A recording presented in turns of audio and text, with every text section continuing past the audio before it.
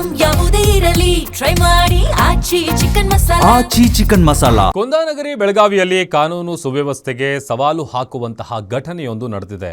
ನಗರದ ಮಂಡೋಳಿ ರಸ್ತೆಯಲ್ಲಿರುವ ಖ್ಯಾತ ವಕೀಲೆ ಪೂಜಾ ಕಾಕತರ್ಕರ್ ಅವರ ನಿವಾಸದ ಮೇಲೆ ದುಷ್ಕರ್ಮಿಗಳು ಗುಂಡಿನ ದಾಳಿ ನಡೆಸಿದ್ದು ಇಡೀ ನಗರದಲ್ಲಿ ಆತಂಕ ಮನೆ ಮಾಡಿದೆ. ಹೈ ಪ್ರೊಫೈಲ್ ಕೇಸ್ ನಡೆಸುತ್ತಿದ್ದ ವಕೀಲೆ ಪೂಜಾ ಅವರ ಮನೆ ಮೇಲೆ ದುಷ್ಕರ್ಮಿಗಳು ಫೈರಿಂಗ್ ಮಾಡಿ ಪರಾರಿಯಾಗಿದ್ದಾರೆ. ಶನಿವಾರ ಮಧ್ಯರಾತ್ರಿ ಸುಮಾರು 1 ರಿಂದ 2 ಗಂಟೆಯ ಸಮಯದಲ್ಲಿ ಈ ದಾಳಿ ನಡೆದಿದೆ. ದುಷ್ಕರ್ಮಿಗಳು ಪೂಜಾ ಅವರ ಮನೆಯ ಮೊದಲ ಮಹಡಿಯನ್ನು ಗುರಿಯಾಗಿಸಿಕೊಂಡು ಫೈರಿಂಗ್ ನಡೆಸಿದ್ದಾರೆ. ಆ ಸಮಯದಲ್ಲಿ ಮೊದಲ ಮಹಡಿಯ ಕೊಠಡಿಯಲ್ಲಿ ಪೂಜಾ ಅವರ ಪುತ್ರಿ ಸಂಸ್ಕೃತಿ ಪರೀಕ್ಷೆಗೆ ಅಂತ ಓದ್ತಾ ಇದ್ರು. ಗುಂಡು ಕಿಟಕಿಯ ಗ್ಲಾಸ್ಗೆ ಬಡಿದಿದ್ದು ಅದೃಷ್ಟವಶಾತ್ ಸಂಸ್ಕೃತಿಯವರು ಯಾವುದೇ ಪ್ರಾಣಾಪಾಯವಿಲ್ಲದೆ ಕೂದಲೆಳೆ ಅಂತರದಲ್ಲಿ ಪಾರಾಗಿದ್ದಾರೆ.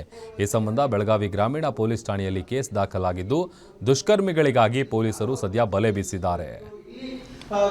ನಾ ಎಲ್ಲೇ ಪೈಲೆ 1:30 ಇಲ್ಲೇ ಇದ್ರು. ನಮ್ಮ ಗಂಡ ಮತ್ತು ನಾನು ಡಾಕ್ಟರ್ಗೆ ಹೇಳಿದ್ದೀನಿ ಬಾ ತಳಗಂತ ಹೇಳಿ ನಾವು ತಳಗೆ ಹೋಗಿದ್ದೀವಿ. ಆಮೇಲೆ ಆಗಿದ್ದು ಸರ್ ಶೂಟ್ ನಾವು ತೊಳಗಿದ್ದೆಲ್ಲ ಗ್ರೌಂಡ್ ಫ್ಲೋರ್ಗೆ ಶೂಟ್ ಅಂತ ಕಟ್ ಅಂತ ಇದು ಬಂತು. ಬಟ್ ಆ ಟೈಮ್ ನಾಯಿ ಭೀ ಕಿರಿಕಿರಿ ಮಾಡಿದ್ರೆ ಬಹುಶಃ ಮಳೆ ಒಳಗೆ ಇದು ಮಾಡಿರ್ಬೋದು. ನಾನು ಅಷ್ಟು ಸೀರಿಯಸ್ ಇದು ಮಾಡಲಿಲ್ಲ. ಅವ್ರು 1 ರೌಂಡ್ ಅಂತ ಹೇಳ್ತಾರೆ. ಅದರೊಳಗೆ ಅವ್ರು ಏನು ಮಾಡಿದ್ರೆ ಫಟ್ಸಿ ಲೈಟ್ ಭೀ ಹೋಗಿತ್ತು.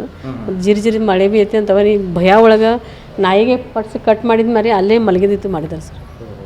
ಟೆನ್ಷನ್ ಬಂತು ಅವ್ರಿಗೆ. ಅವ್ರಿಗೆ ಹೇಳಕ್ಕೆ ಇದು ಆಗಲಿಲ್ಲ. ಹಾಂ ಇಷ್ಟ ಅವ್ರಿಗೆ ಇದು ಆಗಿದೆ ಸರ್.